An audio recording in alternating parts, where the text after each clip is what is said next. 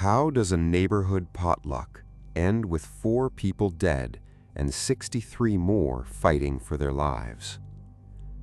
On a humid evening in a quiet corner of Wakayama in western Japan, families gathered for something they had done every year, a summer festival. Lanterns overhead, folding tables, and a great steaming pot of curry stirred by volunteers for everyone to share. By nightfall, that shared meal had become one of the most notorious mass poisonings in modern Japanese history.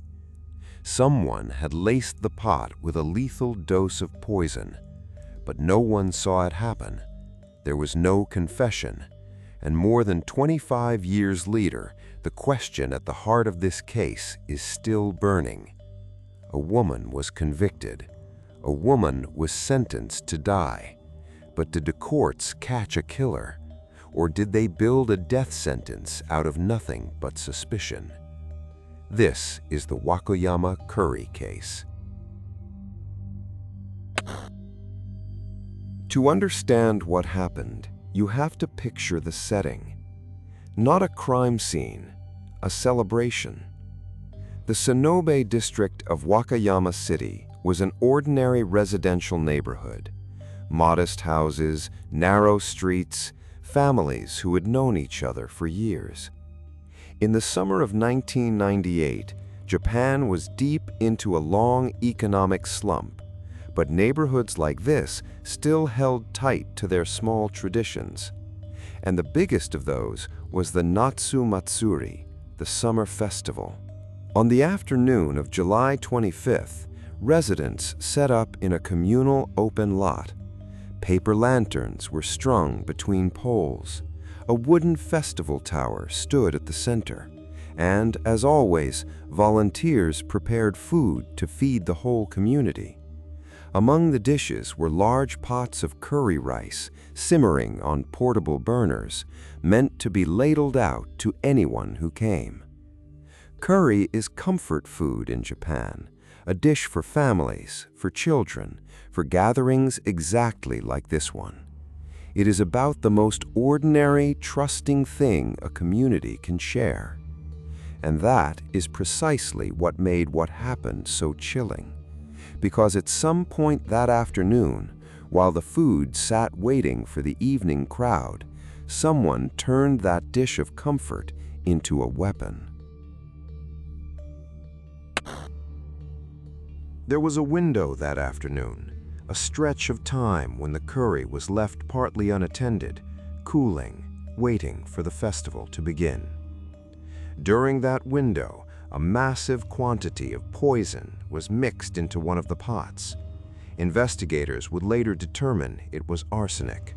Not a trace, at least around 130 grams of it, enough, in theory, to kill more than 100 people. When evening came, the curry was served. Neighbors ate, children ate, and then people began to fall ill. It started as nausea and vomiting, sudden and severe.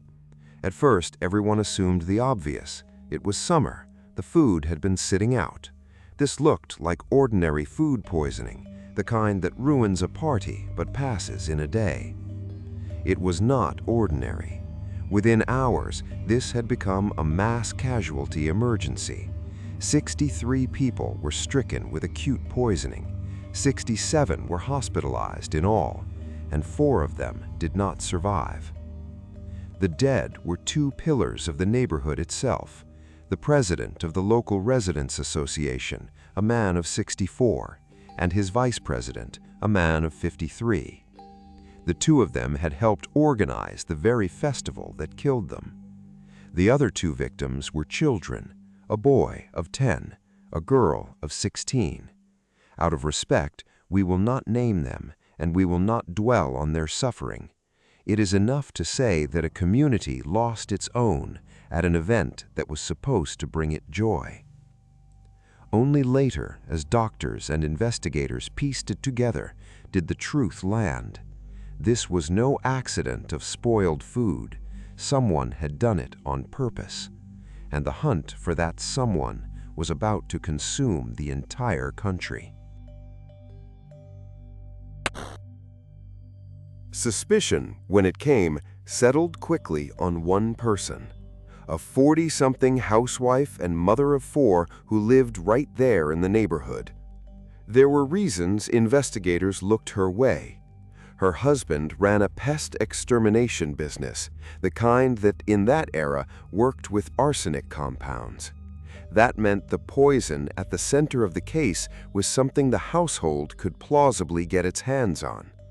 She had reportedly been near the pot during the unattended window, and, strikingly, though she was said to have handled the curry, she herself never fell ill. But before any court ever weighed her guilt, the public had already made up its mind, and the reason was television. As reporters swarmed her home, cameras rolling day and night, she did something that would be replayed for decades. She turned a garden hose on the assembled press and sprayed them. That single image, a defiant woman blasting water at the media, ran again and again across Japan. It made her a villain in the public eye long before a verdict existed. She became a tabloid monster. And it is worth pausing on that, because being unlikable on camera is not evidence of murder. Yet in the court of public opinion, it may as well have been. Roughly 3 months after the poisoning, she was arrested.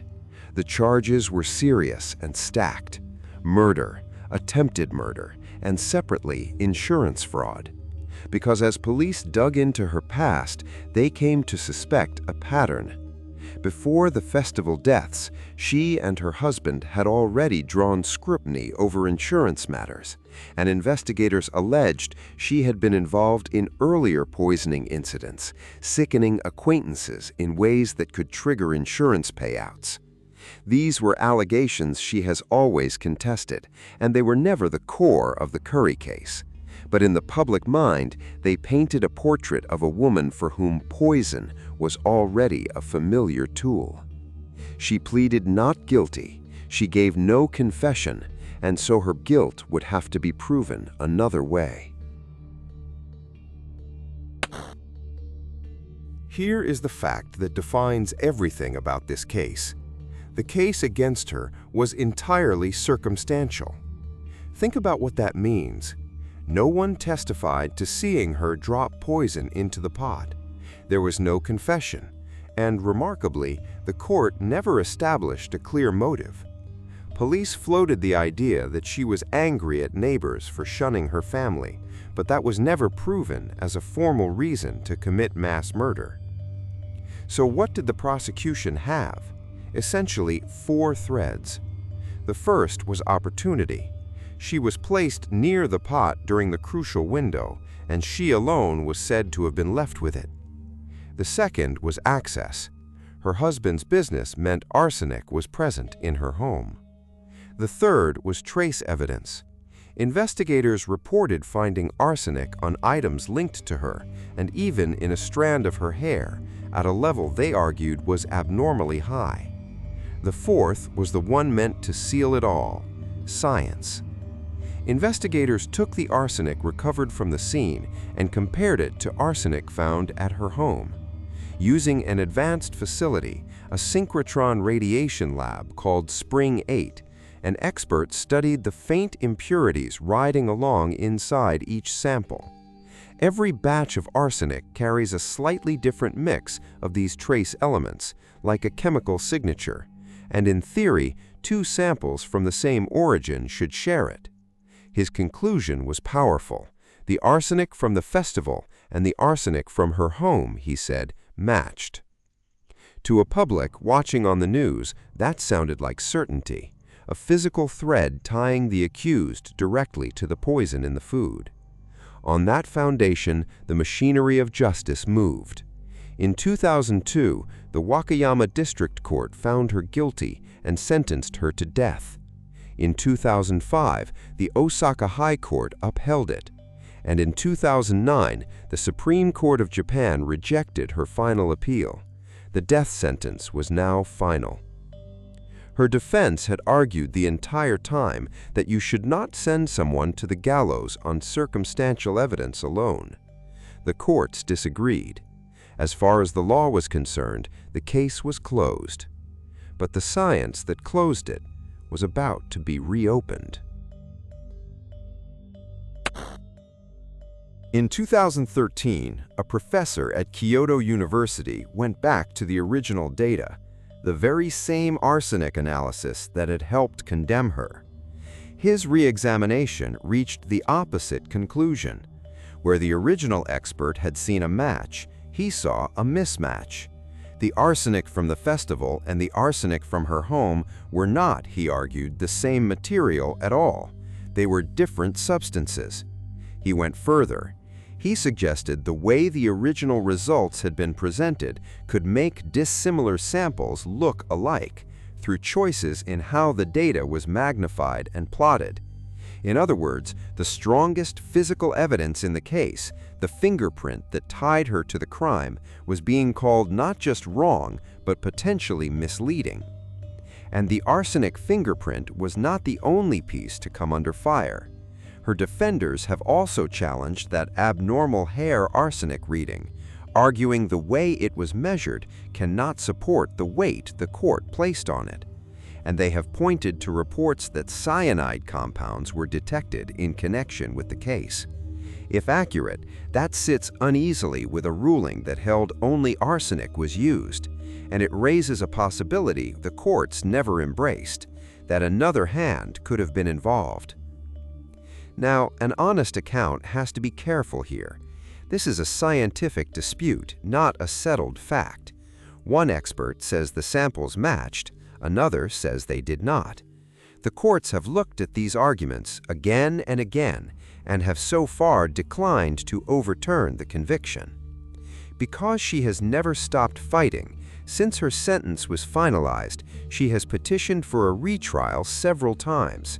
Each request has so far been rejected, most recently when Japan's Supreme Court turned aside her appeals in late 2025. Yet another request remains part of an ongoing legal battle, and a movement of supporters, including innocence advocates, continues to push for a new hearing. Her own family lives in the shadow of that uncertainty. One of her sons told reporters that he is not fully convinced of his mother's innocence, but believes there is a real chance of it. What he wants, he said, is simply the truth, and a retrial is the only way to get it. The family has also been marked by further sorrow. In 2021, her adult daughter and a young granddaughter died at a fall at Kansai International Airport, a separate tragedy with no connection to the crime, but one more weight on a family that has spent a quarter of a century inside this case. Whatever the truth of the poisoning, its aftershocks have never really stopped. So let's do what a courtroom, in a sense, could not fully settle for the public. Let's lay the two readings of this case side by side and weigh them honestly. Read it one way, the guilt reading, and the picture is coherent. Here is a woman with access to arsenic, with opportunity at the pot, who did not herself fall ill, who is already entangled in suspicion over earlier poisonings and insurance. Add the forensic match, and 3 separate levels of court found it convincing enough to affirm a death sentence. That is not nothing. Courts do not lightly uphold an execution. Now read it the other way, the wrongful conviction reading, and notice what the case does not contain. No confession, no witness to the act itself, no established motive for killing 4 neighbors and sickening dozens. What remains is a chain of circumstance resting heavily on a single scientific claim that a respected independent scientist later argued was actually a mismatch, possibly even presented in a misleading way. Here is the standard worth applying. In most justice systems, the bar is not probably, it is beyond reasonable doubt. So the honest question is not, does she seem suspicious? She does. The question is whether the physical evidence is solid enough to carry an irreversible punishment when the scientific pillar under it is itself contested. And that is the uncomfortable place this case leaves us. It may be that the courts were right, and a poisoner has simply run out of appeals. Or it may be that a deeply unsympathetic woman, made a monster by a garden hose and a nation's cameras, was convicted on evidence that could not bear the weight placed on it. Both remain live possibilities. What the case cannot give us is certainty, and certainty is exactly what a death sentence demands. 4 people went to a summer festival and never came home. That much is beyond dispute, and it should never be lost in the argument over evidence. But more than 25 years later, the deepest questions still have no settled answer. Was the right person convicted? Did the science prove what it claimed to prove? And what does it mean for a court to demand the ultimate punishment when the case beneath it is built on circumstance and contested proof? A conviction can be final in law and still be unfinished in truth. This one has been called both a closed case and an open wound, depending on who you ask. So we will leave the final judgment where it belongs, with you. Looking at everything, the access, the opportunity, the disputed science, the absent motive, the years of appeals, what do you think really happened in Sonobe that summer evening? Let us know in the comments.